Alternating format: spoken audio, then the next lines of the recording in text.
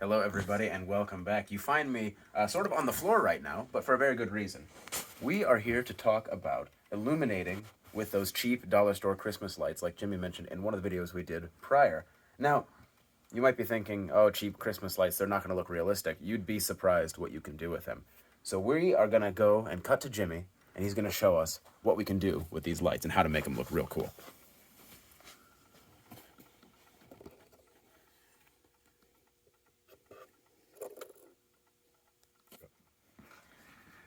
Okay, Ryan, I could have bought lights and LEDs from the hobby shop, but when you go to garage sales, you can find Christmas lights everywhere.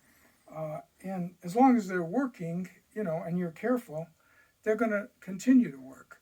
I must have used at least 15, 75 to 100 light sets on the racetrack. Only once did a bulb go out and I have to search for it.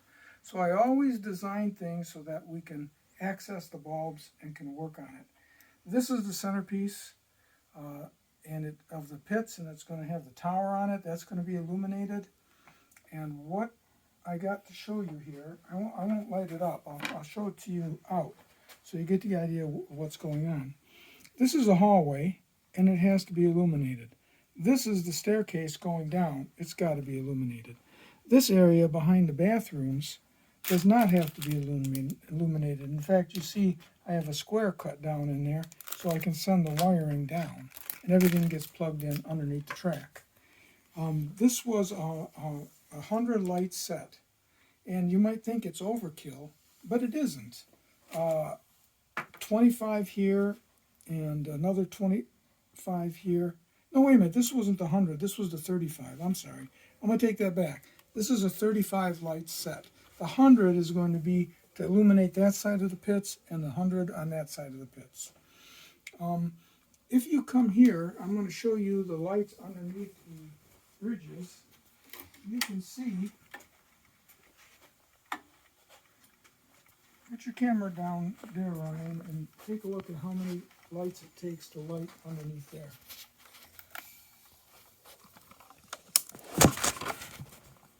You see? So all those have been there for at least 10, 12 years and without any problem. So the point is that I don't want LEDs which give a blue light. I want the good old-fashioned incandescent yellow glow. So that's why I recommend these lights. I'm going to plug this in, and you can see that you get the warm yellow glow instead of the blue LED tint to it. I thought that was very important. In fact, I had LEDs underneath that bridge before, and I changed them. So it gives a warmer light, and there's about 15 under here, 15 under here, and there are lamps that illuminate the outside of the bathrooms. Come on this side here, and you can get a better look. I'm going to shut these lights off because I want to show you the difference. Now, these are bonnets that I made. When you don't have those on, it looks just like a row of Christmas lights. So these covers, let's come onto this side and I'll give you an example of what it looks like with and without. So if you step way back, come way back, and pretend you're walking up to it, Ryan. You're walking from far away. You're not going to get this close to it when it's on the track.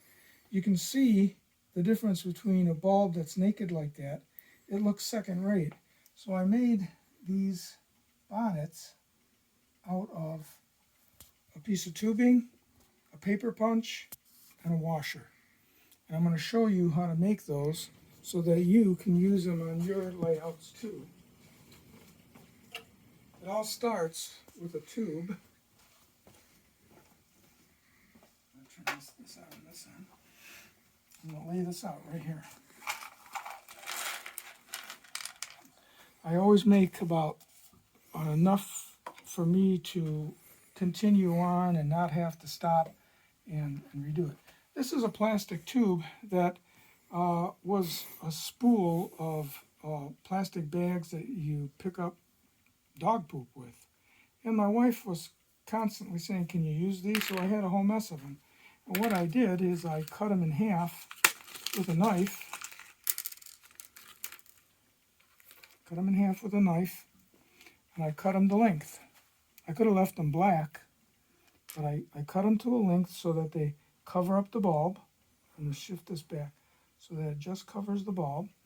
And then on the back, I went to the hardware and I got washers that fit over the bulb, and with glass bead glue, this glass bead glue, I glued the washer to the back of the half plastic tube. Then on the other side, I used paper punches off of fine black plastic like you get mashed potatoes in from the grocery store, and I glued them in place with the same glue again, that glass bead glue. Waited till the next day, and I painted them green. You know, a lot of light covers, especially in the old days, were painted a green. You see the difference it makes, guys, between. I mean, this is good enough, right? But you can see it's a Christmas light. So with this cover on there, I also like to add a piece of, what did I do with it? This stuff right here is, you use it for tacking things to the wall without using nails. Like if you have a poster or something. And I don't have a cover for it, but you can get it at Michael's, you can get it at drugstores. And when you stretch it and work it, it gets warm enough and supple enough, and it's enough to hold these in place. I can't permanently glue them there, because if I do, I can't change the bulb in the future. But as you can see, it's crooked, right? So I take a piece of this, add it to the bottom of the light, like that. And I need to hold the bulb, and I'm going to put it in place. Just like that, and it'll hold it solidly. Now, what I did is I had Lego at the top as my top transom, and I bored a hole in it and drilled it out, and the light itself, like this, fit right into it.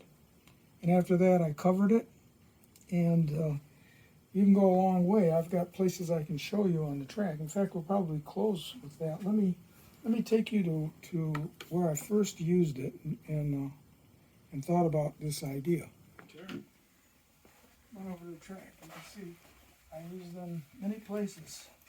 Over doorways.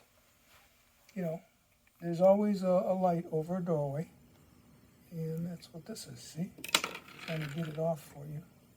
See. That looks okay, but we can make it look better. And that's this way. When we turn off the lights, it really makes a difference. Wow. So that's it, Ryan. Hopefully people can use these ideas. Everything in here that's illuminated is illuminated with Christmas light bulbs, like in here. And the stands can come out, and I can reach the wiring, and I can reach all the lights that I need. Amazingly enough, that's like about 15 bulbs making that light. And so I'd say each building that you illuminate takes at least 15 of them. So you can see there's a lot you can do with Christmas lights. You just need a little bit of creativity.